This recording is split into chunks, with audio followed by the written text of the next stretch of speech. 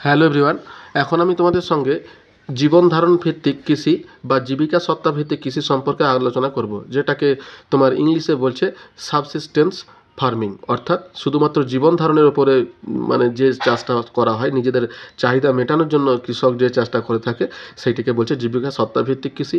তো দেখো, এরও কতগুলো শ্রেণী ভাগ আছে প্রত্যেকটা ভাগ সম্পর্কে, এবং পৃথিবীর কোথায় কোথায় এই জীবিকা সত্তা ভিত্তিক কৃষি হয়ে থাকে এগুলো সবই সম্পর্কে আমি তোমাদের সঙ্গে আলোচনা করব।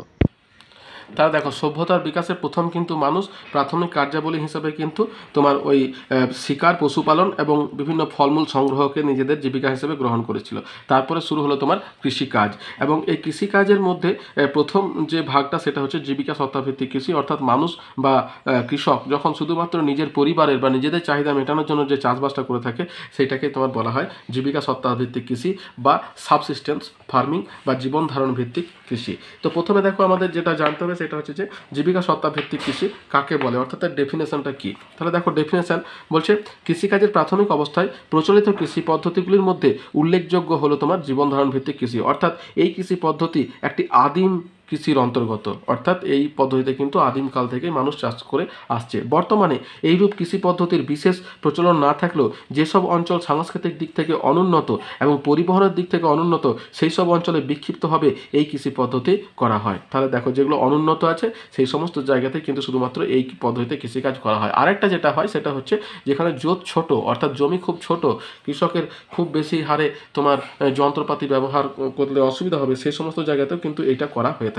এবার তো সংজ্ঞা কি দিচ্ছে, বুঝে যে কৃষি ব্যবস্থায় উৎপাদিত ফসল মানুষের জীবন ধারণের জন্য ব্যবহৃত হয়, অর্থাৎ স্থানীয় চাহিদা মেটায়, বিক্রির জন্য কোনো উদ্বৃত্ত থাকে না, সেই অলাভজনক কৃষি ব্যবস্থাকে জীবন ধারণ ভিত্তিক কৃষি বা জীবিকা সত্তা ভিত্তিক কৃষি বা স্বয়ং সম্পূর্ণ কৃষি বা ভরণ পোষণীয় কৃষি। তাহলে দেখো, এতগুলো নামে কিন্তু এই কৃষিকাজটা পরিচিত। প্রায় তোমার 4টে নাম প্লাস নিজের একটা নাম হচ্ছে, সেটা 5টা নামে: জীবন ধারণ ভিত্তিক কৃষি, জীবিকা সত্তা ভিত্তিক কৃষি, স্বয়ং সম্পূর্ণ কৃষি, ভরণ পোষণীয় কৃষি। ঠিক আছে, এতগুলো নামে কিন্তু এটা পরিচিত। এবার দেখো, এই কৃষির বৈশিষ্ট্য কী আছে। এই কৃষির বৈশিষ্ট্য হচ্ছে তোমার, এই কৃষি ব্যবস্থায় জমি জোতের আয়তন সাধারণত ছোট হয়। হ্যাঁ, আয়তনটা কিন্তু ছোট হবে, এবং বড় হলে সেখানে কিন্তু বাণিজ্যিক কৃষি হয়ে থাকে। এবার দেখো, এই জোত মানে কি বলতো, আল, আমাদের জমির যে আল বলি না, সেই আল দিয়ে জমি ভাগ থাকে। তাহলে ছোট ছোট জমি যখন হয়, অর্থাৎ জোতের আয়তন কিন্তু ছোট হয়। এই কৃষিতে জমির ওপর মানুষের চাপও বেশি থাকায় কৃষি জমিতে এক ফসলি, দো ফসলি, বহু ফসলি জমিতে ভাগ করে নেওয়া হয়। অর্থাৎ জমিগুলো যখন তোমার ব্যবহার করা হয়, যদি উর্বর প্রকৃতির হয় তখন সেগুলো দো ফসলি বা বহু ফসলি হয়, আর অনুর্বর প্রকৃতির হলে তাহলে সেটা এক ফসলি হয়ে থাকে। এরপর দেখো, এই প্রকার কৃষি ব্যবস্থা মূলত দৈহিক শ্রম নির্ভর, অর্থাৎ এখানে কিন্তু যন্ত্রপাতির ব্যবহারটা কিন্তু কম। এরপর কি আছে, মূলত খাদ্যশস্য চাষ করা হয়, অর্থাৎ এখানে খাদ্যশস্য ধান, গম এগুলো কিন্তু বেশিরভাগ চাষ করা হয়। এই কৃষির সঙ্গে যুক্ত কৃষকেরা দরিদ্র এবং প্রান্তিক চরিত্রের হয়, আর কৃষি পণ্যের আমদানি রপ্তানি কিন্তু হয় না, অর্থাৎ ব্যবসার কাজে কিন্তু এইটা ব্যবহার করা হয় না। এবার দেখো, এটা বন্টন, অর্থাৎ যেটা হলো আমাদের এটা হলো, এবার কোথায় কোথায় দেখা যায় সেটা আমরা আলোচনা করব। কোথায় কোথায় দেখা যাচ্ছে, বিশ্বের কোথায় কোথায়। তাহলে দেখো, কোথায় দেখতে পাওয়া যাচ্ছে, বলছে দক্ষিণ এবং দক্ষিণ পূর্ব এশিয়ার বিভিন্ন দেশ। আমাদের যে এশিয়া মহাদেশ আছে, সেই এশিয়া মহাদেশের দক্ষিণ এবং দক্ষিণ পূর্ব দিকে কিন্তু তোমার এই কৃষিকাজ তোমার দেখতে পাওয়া যাচ্ছে। দেখো, এখানে তোমার মানচিত্রটা আমি তোমাদের দেখাচ্ছি। এই দেখো, এই যে এখানে মানচিত্রটা দেওয়া আছে, এখানে খুব সুন্দর করে কিন্তু তোমাদের দেখানো আছে যে গ্রিন কালারে।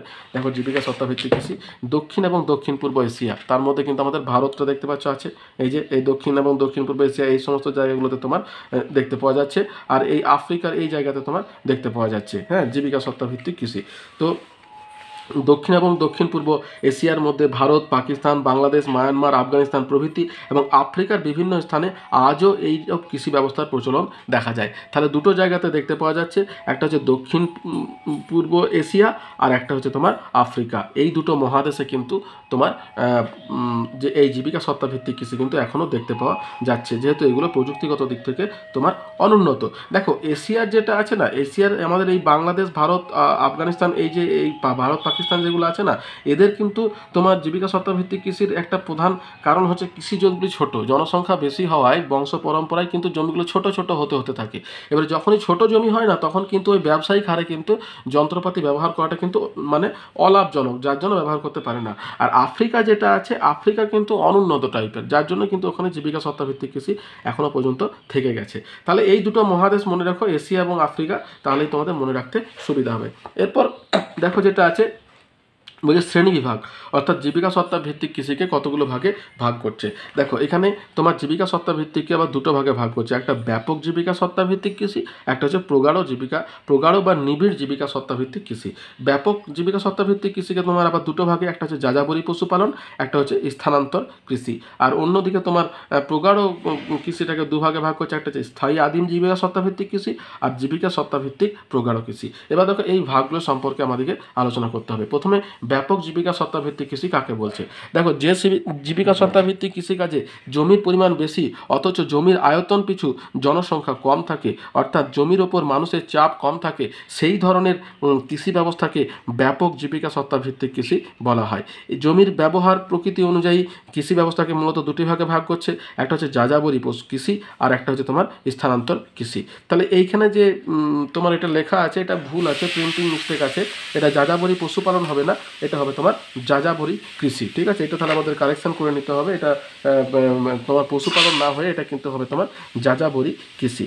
ঠিক আছে, অর্থাৎ তোমার ঝুম প্রকৃতির চাষ যেটা, সেটাকে বলছে যাযাবরী কৃষি। এবার দেখো যাযাবরী কৃষি কোনটাকে বলছে।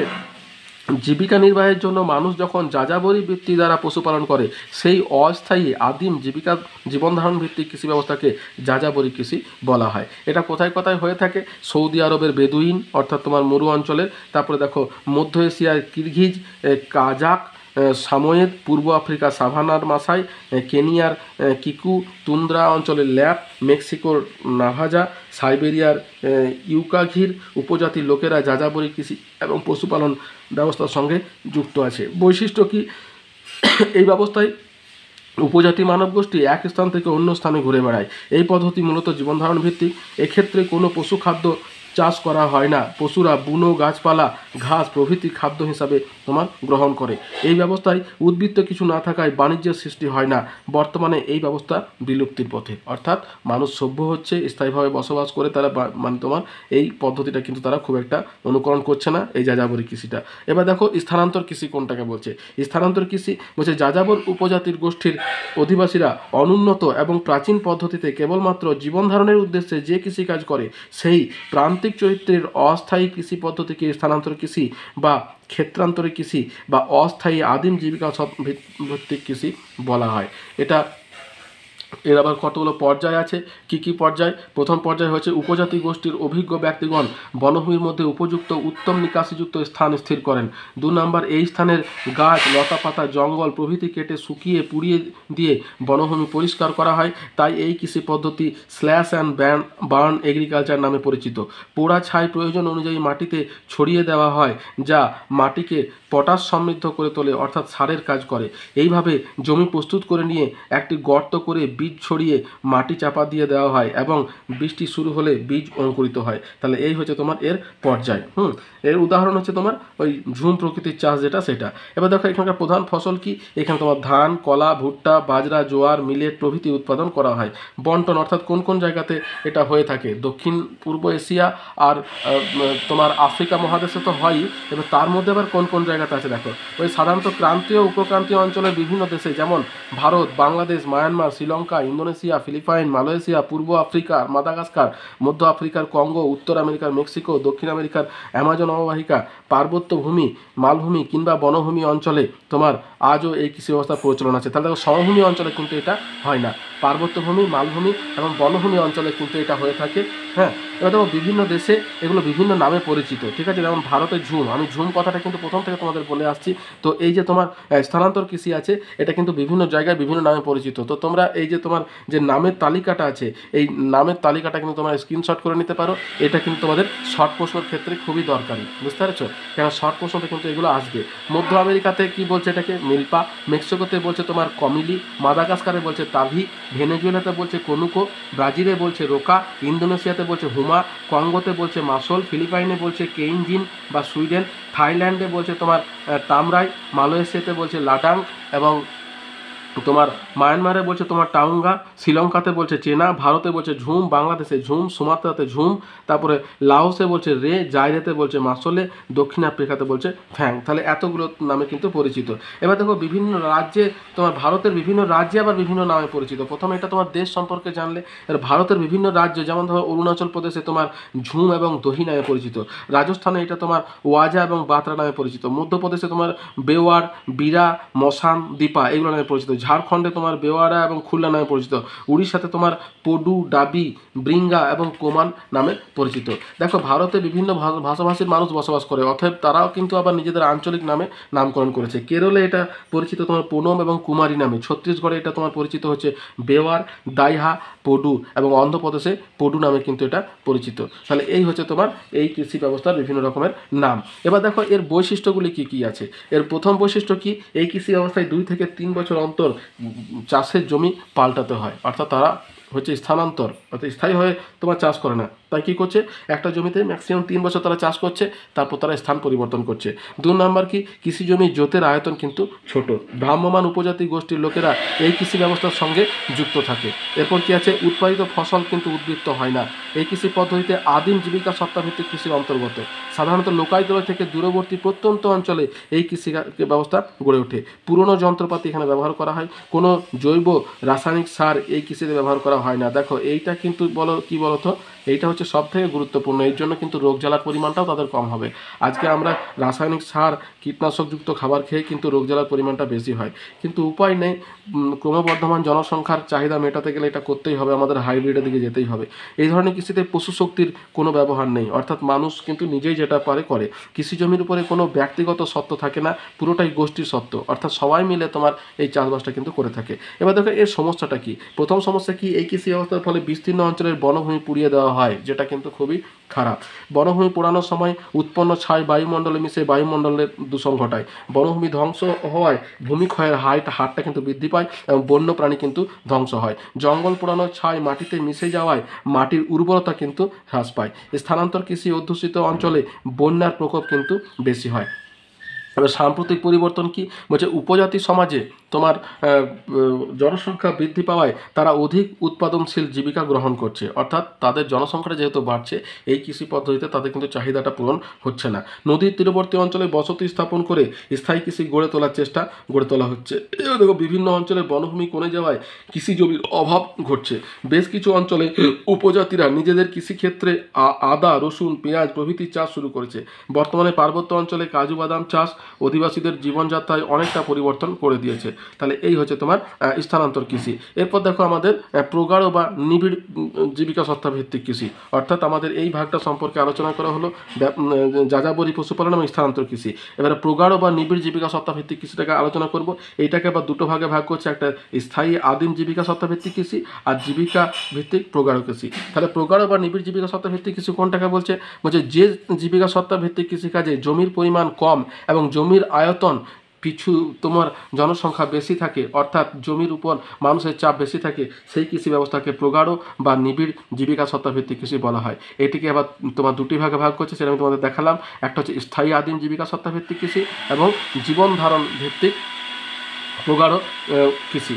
হ্যাঁ, তো এবার দেখো স্থায়ী আদিম জীবিকা সত্তাভিত্তিক কোনটাকে বলছে, যে কৃষি ব্যবস্থায় মানুষ কায়িক শ্রমের দ্বারা পশুপালন এবং খাদ্য সংগ্রহের মাধ্যমে বেঁচে থাকার ব্যবস্থা করত, তাকে অস্থায়ী প্রান্তিক এবং প্রগাঢ় ধরনের কৃষি ব্যবস্থাকে স্থায়ী আদিম জীবিকা সত্তাভিত্তিক কৃষি বলা হয়। এটা কোথায় কোথায় হয়ে থাকে, ভারত, বাংলাদেশ, নেপাল, ভুটান, পাকিস্তান, মায়ানমার, আফগানিস্তান প্রভৃতি দেশে এই কৃষি ব্যবস্থা প্রচলিত। উৎপাদিত ফসল কি, ধান, বাজরা, রাগি, ভুট্টা, আলু, পেঁয়াজ প্রভৃতি এবং বিভিন্ন শাকসবজি। বৈশিষ্ট্য কি, জমির পরিমাণ খুবই কম, হ্যাঁ, কৃষি জোতগুলি ছোট ছোট হয়, জনঘনত্ব বেশি হয়, জমির ওপরে জনসংখ্যার চাপ খুব বেশি হয়, কৃষকেরা মূলত অভিজ্ঞতা নির্ভর। এই কৃষি ব্যবস্থায় ছদ্ম বেকারত্ব দেখা যায়। এই কৃষিতে জৈব শক্তির প্রাধান্য দেখা যায়। এই কৃষি ব্যবস্থায় মূলত শ্রম নিবিড় প্রকৃতির হয়। এই কৃষি ব্যবস্থায় অধিক মূলধনের প্রয়োজন হয় না। এই কৃষি ব্যবস্থায় বছরে একটি মাত্র শস্যের চাষ করা হয়, অর্থাৎ এটি এক ফসলি কৃষি ব্যবস্থা। অন্যদিকে এই জাতীয় কৃষির সাফল্য নির্ভর করে প্রকৃতির ওপরে, অর্থাৎ এটা প্রকৃতি নির্ভর। প্রকৃতি যদি ভালো হয় তাহলে তোমার চাষবাস ভালো হবে, অর্থাৎ মৌসুমী বায়ুর খামখেয়ালের ওপরে কিন্তু আমাদের চাষবাসটা নির্ভর করে। এবার দেখো এই কৃষি ব্যবস্থায় উৎপাদিত ফসলের পরিমাণ কম হওয়ায় জনগণের সার্বিক চাহিদা কিন্তু মেটানো যায় না, অর্থাৎ অন্যের উপরে কিন্তু এটাকে তোমার নির্ভর করতে হয়, শুধুমাত্র নিজেদের যে উৎপাদন সেটা কিন্তু সাফিসিয়েন্ট হয় না। তাহলে এই গেল তোমার স্থায়ী আদিম জীবিকা সত্তা ভিত্তিক কৃষি। এবার দেখো 2 নম্বর যে ভাগটা আছে সেটা হচ্ছে তোমার জীবন ধারণ ভিত্তিক প্রগাঢ় কৃষি। তাহলে এটা কোনটাকে বলছে, যে পৃথিবীর যে সমস্ত অঞ্চলে জনসংখ্যা বৃদ্ধির হার এবং জনঘনত্ব বেশি এবং কৃষিযোগ্য জমির পরিমাণ কম, সেখানে সস্তা এবং সুলভে শ্রমিক প্রাপ্তির সুবিধার দ্বারা জীবন ধারণের জন্য যে শ্রম নির্ভর কৃষি ব্যবস্থা গড়ে ওঠে তাকে জীবন ধারণ ভিত্তিক কৃষি বলা হয়। এই কৃষি ব্যবস্থায় পৃথিবীর সর্বত্র অর্থনৈতিক ব্যবস্থা, তোমার সর্ববৃহৎ অর্থনৈতিক ব্যবস্থা, তোমার এইটা কিন্তু পৃথিবীর বেশিরভাগ জায়গায় সব থেকে বেশি হারে এটাকে করা হয়। বলছে ভারত, নেপাল, ভুটান, বাংলাদেশ, মায়ানমার, পাকিস্তান, কাম্পুচিয়ান, চীন, ইথিওপিয়া, ভিয়েতনাম, মিশর, সুদান প্রভৃতি দেশে, অর্থাৎ নিরক্ষীয় ক্রান্তীয় এবং উষ্ণ উপক্রান্তীয় অঞ্চল এবং মৌসুমী জলবায়ু অঞ্চলে এই কৃষি প্রচলিত। উৎপাদিত ফসল কি? এই কৃষি ব্যবস্থায় প্রধান উৎপাদিত ফসল হচ্ছে তোমার ধান, যেটা আমরা ভাত খাই, ঠিক আছে।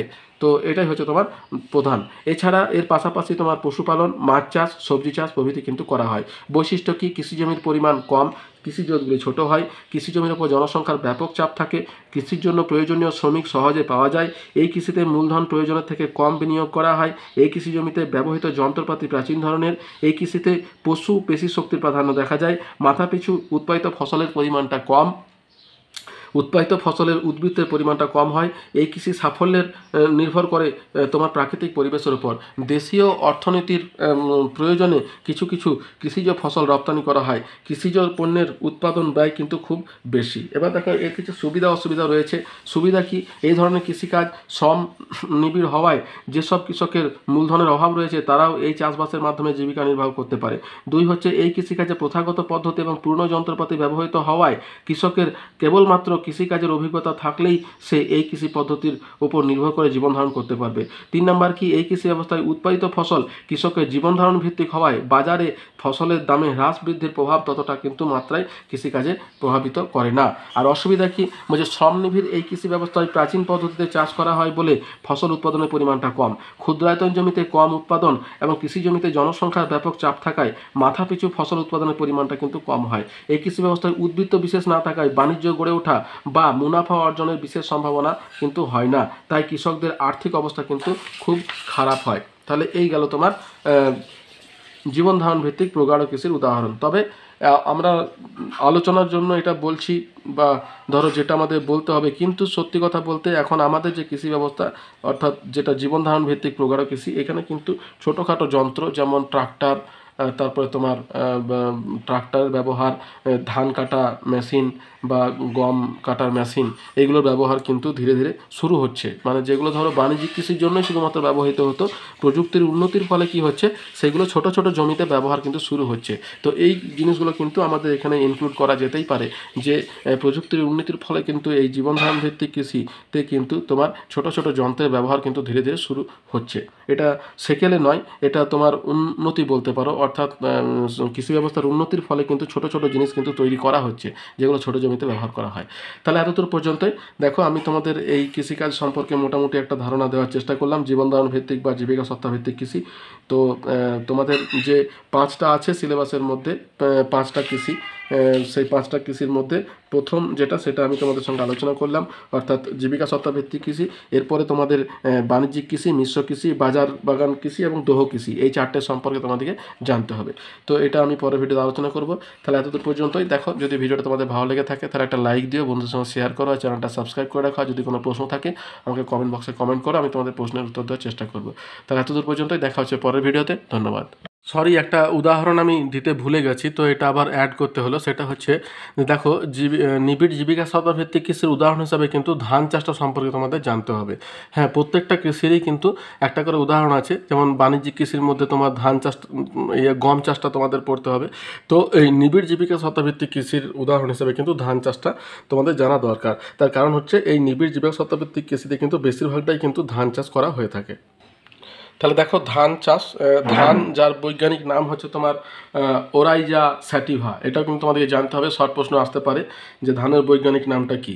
হ্যাঁ, ভূমিকা বলছে নিবিড় কৃষির প্রধান উৎপন্ন খাদ্য শস্য হলো তোমার চাল। চাল পৃথিবীর প্রায় অর্ধেক লোকের প্রধান খাদ্যশস্য। ধানের চাষ দক্ষিণ এবং দক্ষিণ পূর্ব এশিয়ার মৌসুমী জলবায়ু অঞ্চলের প্রধানত সীমাবদ্ধ, অর্থাৎ এই মৌসুমী জলবায়ু অঞ্চলে কিন্তু ধান চাষটা বেশিরভাগটাই হয়ে থাকে। হ্যাঁ, উপযোগী জলবায়ু কি বলছে, জলবায়ুর মধ্যে উষ্ণতা লাগে তোমার 25 থেকে 30 ডিগ্রি সেলসিয়াস উষ্ণতা, 150 থেকে 250 সেন্টিমিটার বৃষ্টিপাত ধান চাষের পক্ষে আদর্শ। মৃত্তিকা বলছে পলি মিশ্রিত উর্বর দোআঁশ মাটি, বিশেষত নদীবাহিত সমভূমি অঞ্চল, বদ্বীপীয় পলল সমৃদ্ধ মৃত্তিকা ধান চাষের পক্ষে আদর্শ। ভূমিরূপ কীরকম দরকার বলছে নদীগুলির পলিগঠিত নিম্নভূমি আদর্শ। এছাড়া পার্বত্য অঞ্চল এবং মালভূমি অঞ্চলে ধাপ কেটে কিন্তু সমতল করে ধান চাষ করা হয়ে থাকে। শ্রমিক কীরকম দরকার, শ্রমিক হচ্ছে তোমার ঘন বসতিপূর্ণ অঞ্চলে হওয়ায় তোমার শ্রমিকের অভাব কিন্তু এখানে হয় না। যন্ত্রপাতি বলছে আংশিকভাবে ট্রাক্টর এবং হস্তচালিত যন্ত্রপাতির ব্যবহার ধান চাষে অগ্রগতি ঘটিয়েছে। তাহলে দেখো এটা আমি তোমাদের আলোচনা করার সময়ই বলছিলাম যে প্রযুক্তির উন্নতির সঙ্গে সঙ্গে এখন কিন্তু এই নিবিড় জীবিকা সত্ত্বাভিত্তিক কৃষির ক্ষেত্রে কিন্তু ছোট ছোট যন্ত্রপাতি কিন্তু আসছে, যেগুলো কিন্তু ব্যবহার করা আমরা দেখতে পাচ্ছি। এছাড়াও পৃথিবীর প্রধান প্রধান ধান উৎপাদক অঞ্চলগুলি কি আছে, যে দক্ষিণ এবং দক্ষিণ পূর্ব এশিয়ার মৌসুমী অঞ্চলের দেশসমূহ বিশ্বের প্রথম সারির ধান উৎপাদক অঞ্চল। নিম্নে পৃথিবীর প্রধান ধান উৎপাদক দেশসমূহের তালিকা দেওয়া হলো, এর সঙ্গে উৎপাদনের পরিমাণ এবং পৃথিবীতে এর স্থান সম্পর্কিত তালিকা দেওয়া হলো। প্রথমে দেখো সবথেকে বেশি ধান উৎপাদন হয় চীনে, সবথেকে 60 মেট্রিক টন। তারপর হচ্ছে ভারত, এটা 2023-এর তোমার পরিসংখ্যান, ঠিক আছে, এই পরিসংখ্যানটা কিন্তু তোমাদের জানতে হবে। ভারতে আছে তোমার 13.58, বাংলাদেশে তোমার 3.64, ইন্দোনেশিয়া 3.4, ভিয়েতনাম 2.69, থাইল্যান্ড 2.9। তাই এতদূর পর্যন্ত করলেই কিন্তু হবে, মোটামুটি 5টা করলেই হয়। তারপর Myanmar, Philippines, Brazil, Japan, Cambodia, এবং পুরো পৃথিবীতে ধান উৎপাদন হয় তোমার দেখো 48.75, যার পৃথিবী হচ্ছে তোমার বাকি যে রেস্ট অংশটা আছে সেটাকে তোমার 48.75-এ তোমার দেওয়া হয়েছে। তাহলে এই হলো তোমার 2023-এর পরিসংখ্যান। এবার দেখো ভারতে ধান ভিত্তিক উৎপাদন, এবার আমরা যেহেতু ভারতবাসী তাই ভারতের সবথেকে বেশি ধান উৎপাদন হয় তোমার পশ্চিমবঙ্গের বর্ধমানকে তোমার ধানের গোলা বলা হয়। হ্যাঁ, সবথেকে বেশি দেখো 157.5 মেট্রিক টন। এরপরে আছে Uttar Pradesh 125 metric ton, Punjab 118 metric ton. পাঞ্জাবে কিন্তু তোমার গমের চাষটা কিন্তু বেশি বাণিজ্যিক হারে, ঠিক আছে, এখানে ধানের চাষটা কম হলেও গমের চাষটা বেশি। তামিলনাড়ুতে 79.8, অন্ধ্রপ্রদেশে 74.9। তাহলে এই হচ্ছে তোমার ধান চাষের তোমার বন্টন। এবার দেখো এছাড়াও আরও কিছু কিছু আছে, যেমন বিহার, ছত্তিশগড়, উড়িষ্যা, আসাম, হরিয়ানা, এই সমস্ত জায়গাগুলোতে কিন্তু ধান চাষ করা হয়ে থাকে।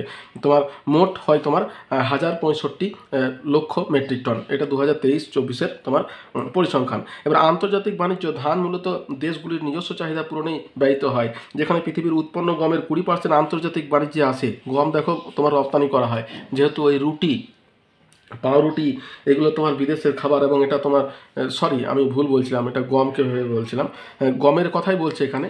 গমের 20% তোমার আন্তর্জাতিক বাণিজ্যে যায়, তার কারণ হচ্ছে তোমার ওই রুটি তোমার আমাদের আমেরিকা বা অন্যান্য দেশে কিন্তু ব্রেড এটা কিন্তু খুব বেশি প্রচলিত, যার জন্য কিন্তু গমটার চাহিদা বাইরে আছে।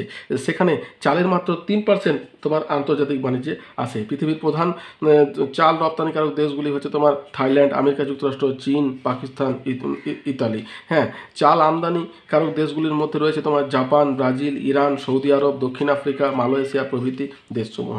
তাহলে এটা গেল তোমার ধান চাষের পক্ষে তোমার আমাদের একটা ধারণা। তো জীবিকা সত্ত্বাভিত্তিক কৃষির উদাহরণ হিসেবে কিন্তু তোমাদের ধান চাষটা পড়তে হবে। এবার দেখো এখানে একটা জিনিস আছে, ন্যাবার্ডটা কি। ন্যাবার্ড আমরা বেশিরভাগ ক্ষেত্রে ব্যাংকের বা ইয়েতে দেখে থাকি যে ন্যাবার্ডটা কি। তাহলে ন্যাবার্ডের পুরো অর্থ হচ্ছে তোমার national bank for agriculture and rural development, অর্থাৎ ন্যাবার্ডটা হচ্ছে একটা ব্যাংক যেটা তোমার এগ্রিকালচার এবং রুরাল অর্থাৎ গ্রাম্য অঞ্চলের উন্নতি এবং চাষের উন্নতির ক্ষেত্রে তোমার এই ব্যাংকটা কাজ করে থাকে। প্রতিষ্ঠা কি বলছে, ভারতের কৃষি এবং গ্রামীণ উন্নয়নের উদ্দেশ্যে আরবিআই তোমার রিজার্ভ ব্যাঙ্ক অফ ইন্ডিয়া এর সহায়তায় 1982 সালে 12 জুলাই প্রতিষ্ঠিত একটি কেন্দ্রীয় আর্থিক প্রতিষ্ঠান হলো তোমার ন্যাবার্ড। প্রয়াত প্রধানমন্ত্রী শ্রীমতী ইন্দিরা গান্ধী 1982 সালে 5 নভেম্বর এটিকে জাতীয় সেবায় উৎসর্গ করেন। কর্মসূচি কি, গ্রামীণ সমৃদ্ধি তথা জাতীয় উন্নতি, কৃষিতে অর্থের সরবরাহ করা এবং কৃষকদের ঋণদান করা, সুস্থায়ী কৃষি ব্যবস্থা প্রবর্তন করা। সদর দপ্তর মুম্বাই। ন্যাবার্ডের সদর দপ্তর হলেও সারা ভারতে এর বহু শাখা বিস্তার লাভ করেছে। তাহলে এই হচ্ছে তোমার ন্যাবার্ড। তাহলে এতদূর পর্যন্তই, ধন্যবাদ।